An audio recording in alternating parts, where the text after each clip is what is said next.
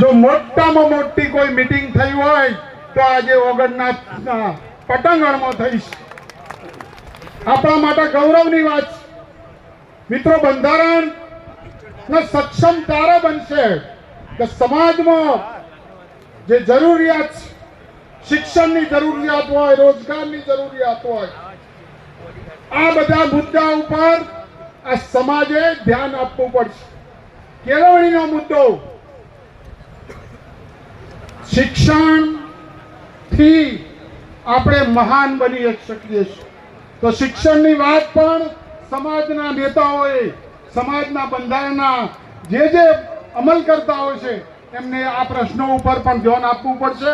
અને કોઈ પણ દીકરા દીકરીના 10માની પરીક્ષા સીધી આલી હોય, 12માની સીધી પરીક્ષા આલી હોય, 12 સાયન્સની સીધી પરીક્ષા આલી હોય તો મારો સંપર્ક કરજો. એ પરીક્ષાનું કેન્દ્ર પણ ડભોડામાં મેં બનાવ્યું.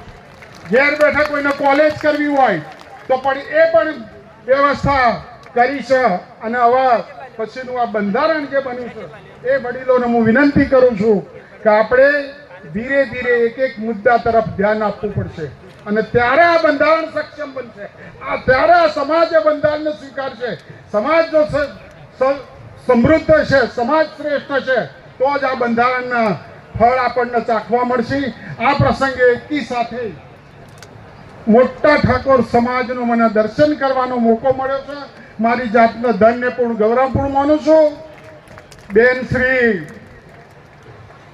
અત્યાર સુધી તો એવું કહેતા હતા કે આપણે શિક્ષણનું મોટું ધામ બનાવીએ, પણ ખબર નહીં, સદારામ બાપાનું ધામની વાત કરીશ.